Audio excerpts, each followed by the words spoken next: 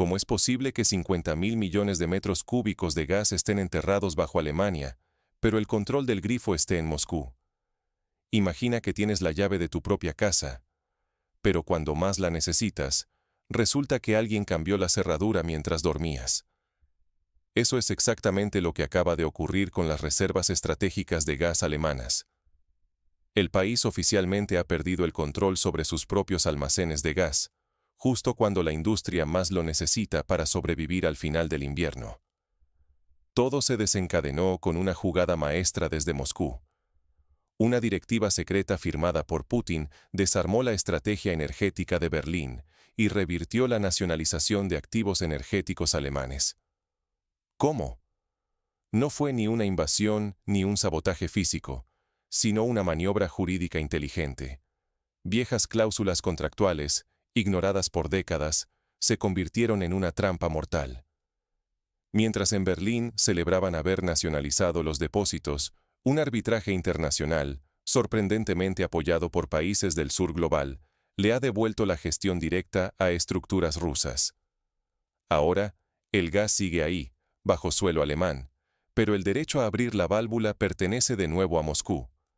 El resultado: la industria alemana, motor de Europa, enfrenta una decisión brutal.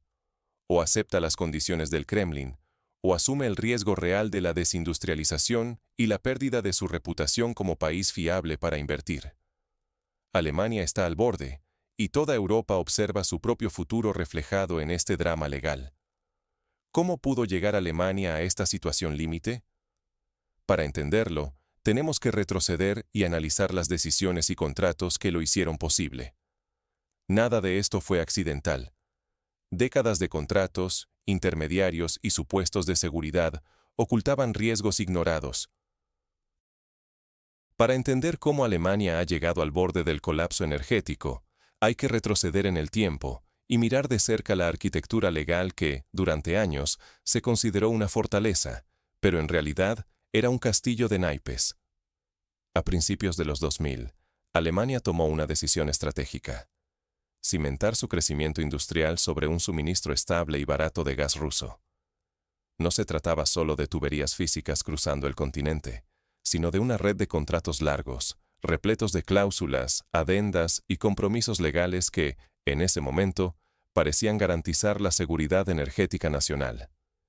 Empresas energéticas, intermediarios y autoridades confiaron en que, con la letra pequeña bien atada, sería imposible perder el control sobre recursos vitales como los enormes depósitos subterráneos de almacenamiento de gas, las reservas estratégicas del país. Sin embargo, la historia muestra que la confianza ciega en la solidez jurídica puede convertirse en una trampa. Tras las primeras tensiones con Moscú, crisis diplomáticas, sanciones, amenazas de corte de suministro, Berlín intentó reaccionar. Se impulsaron leyes y maniobras para nacionalizar activos, proteger reservas e incluso limitar la influencia rusa sobre los puntos neurálgicos del sistema energético. Y, ante la opinión pública, parecía que Alemania había logrado romper la dependencia de Moscú. Pero esta sensación de seguridad era, en realidad, una ilusión. Los viejos contratos, firmados en otras circunstancias, nunca desaparecieron. Aunque los depósitos estaban en suelo alemán, las obligaciones jurídicas derivadas de esos acuerdos seguían activas, como minas legales enterradas bajo toneladas de papeles. Muchas de esas cláusulas, redactadas con precisión milimétrica y aparentemente inocuas en tiempos de estabilidad, fueron subestimadas o incluso ignoradas por juristas, burócratas y políticos europeos. Nadie pensó seriamente que pudieran volverse en contra de Alemania, hasta que fue demasiado tarde. El verdadero riesgo aquí no era solo perder parte del suministro, era mucho más profundo. El futuro de la economía alemana quedó comprometido por detalles jurídicos que pasaron por alto, poniendo en jaque inversiones multimillonarias, la confianza internacional y, sobre todo, la capacidad de la industria de planificar su actividad con certidumbre. Grandes sectores como la metalurgia, la química y la automoción dependían de la gestión eficiente de esas reservas, pero la realidad era que la letra pequeña les estaba jugando una mala pasada. Así, Mientras Berlín se convencía de que tenía el control absoluto, Moscú preparaba su jugada maestra. Una maniobra jurídica que no solo revertiría la nacionalización de los activos, sino que pondría a Alemania ante una crisis sin precedentes. Pero este contexto solo agrava la magnitud del golpe que pronto llegaría desde Moscú. En una noche de febrero, Alemania despertó a una nueva realidad energética donde el control real ya no era suyo. Todo comenzó cuando, lejos de los focos y del debate público, Vladimir Putin firmó una directiva secreta. El inicio formal de un proceso legal que cambiaría el tablero energético europeo. Los equipos jurídicos rusos, preparados desde hace meses, activaron mecanismos de arbitraje basados en cláusulas aún vigentes en contratos firmados años atrás, cláusulas a menudo relegadas al pie de página, pero que en este momento lo decidían todo. El arbitraje internacional, sorprendentemente, dio la razón a Moscú. Alemania, que había nacionalizado activos rusos creyendo proteger sus reservas estratégicas, perdía ahora el control operativo sobre más de 50.000 millones de metros cúbicos de gas almacenados en su propio territorio. Era el peor escenario posible. Las reservas, en teoría alemanas, pasaban a gestionarse desde Moscú en un momento crítico para la industria. La noticia cayó como una bomba en las regiones industriales del sur y del oeste del país. Empresas químicas, automotrices y siderúrgicas, que dependen del suministro estable de gas para mantener su producción, entraron en pánico. Nadie podía garantizar los volúmenes necesarios para arrancar el nuevo ciclo productivo. Y por si fuera poco, Moscú fue categórico. Cualquier intento alemán de recurrir al reverso virtual, es decir, importar gas desde otros países europeos para simular independencia, sería considerado una violación contractual. La amenaza era clara. Si Berlín desafiaba el fallo, podría enfrentarse a sanciones aún más graves, incluyendo el corte de otras rutas vitales. Mientras el gobierno alemán guardaba un silencio tenso, analizando daños y consecuencias, los mercados reaccionaron de inmediato. Los precios del gas en Europa se dispararon, y las acciones de los gigantes industriales alemanes cayeron en picado. Los inversores entendieron lo que los políticos aún no se atrevían a pronunciar. Alemania acababa de perder el control real sobre su futuro energético. En las bolsas, la desconfianza era palpable y las primeras señales de fuga de capitales se hicieron notar. Ante la presión, el canciller alemán compareció en el Bundestag. Su tono fue frío, distante. Alemania es un Estado de derecho. Respetamos el derecho internacional y actuaremos dentro de los procedimientos existentes, declaró, evitando cuidadosamente la palabra crisis. Pero el nerviosismo era evidente. Desde la oposición y, sobre todo, desde los estados federados más industrializados, se exigía una revisión urgente de la política de sanciones. Los verdes, por el contrario, advertían que cualquier concesión a Moscú equivaldría a una capitulación política. El gobierno, atrapado entre la espada y la pared, solo podía ganar tiempo. En Moscú, la reacción fue totalmente distinta. El Kremlin insistió en que solo estaban restableciendo los derechos legales de sus estructuras energéticas. Y para dejarlo claro, el viceprimer ministro y ministro de Defensa, Andrei Belousov, advirtió: cualquier intento de esquivar las restricciones, incluso a través de terceros países, sería respondido de inmediato. La amenaza de cortar rutas alternativas dejaba a Alemania sin margen de maniobra. La decisión del arbitraje no solo fue respaldada por Moscú. Varios países del llamado Sur Global, con representantes en los organismos internacionales de arbitraje, apoyaron formalmente la posición rusa. Para Berlín, fue un golpe inesperado. Donde esperaba solidaridad, encontró pragmatismo. El respeto a la letra de los contratos pesó más que la simpatía política, y muchos países, preocupados por no sentar precedentes peligrosos en sus propios sectores energéticos, prefirieron alinearse con la decisión jurídica. En Bruselas, las alarmas se encendieron. La Comisión Europea convocó consultas de emergencia para coordinar una respuesta, pero la unidad europea pronto se resquebrajó. Las economías del sur temían un efecto dominó y se resistían a apoyar medidas de represalia. en los pasillos de las instituciones europeas, se repetía una palabra: callejón sin salida. Con la reputación de Alemania como jurisdicción fiable en entredicho, y mientras la producción industrial peligra, los contratos para suministrar química, automóviles y tecnología empiezan a tambalearse. Compañías asiáticas ya exploran alternativas, viendo que la incertidumbre podría extenderse y anular acuerdos millonarios. Nadie sabe si Moscú está dispuesto a negociar, o si todo esto es solo el primer paso en una estrategia de presión mucho más amplia. Mientras Berlín busca respuestas con urgencia, la crisis se internacionaliza y Bruselas entra en escena, marcando el inicio de una nueva fase en esta batalla por el poder energético. La batalla ya no es solo por tuberías. El tablero se mueve en despachos legales y salas de arbitraje internacionales. Lo que parecía una cuestión física, quién controla el gas, quién gestiona el almacenamiento, ha dado paso a una guerra jurídica, donde cada cláusula, cada laguna en los contratos, puede inclinar la balanza del poder.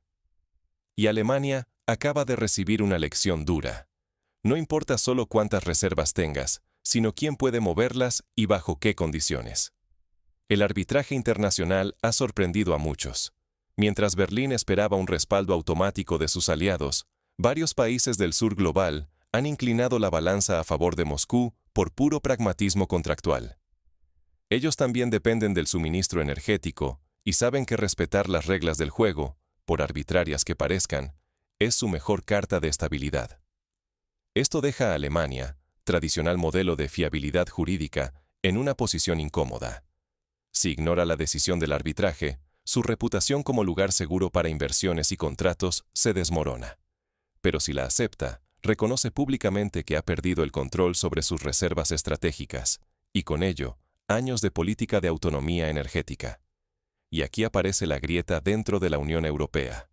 Las respuestas no han sido colectivas ni coordinadas. Los países del sur, más dependientes y sin grandes reservas, avanzan con cautela, evitan enfrentamientos directos con Moscú. Mientras tanto, gigantes industriales como Francia y la propia Alemania claman por una acción inmediata y firme. Esta falta de unidad es el talón de Aquiles europeo, y Rusia lo sabe. Su control, ahora legalmente blindado, se convierte en un mecanismo de presión casi incontestable. El riesgo no se limita a Alemania. Si esta jugada marca un precedente, otros Estados miembros pueden verse atrapados en la misma trampa, donde antiguas cláusulas aparentemente inocuas bloquean la gestión de activos críticos. Moscú refuerza así una estrategia que va mucho más allá de los suministros.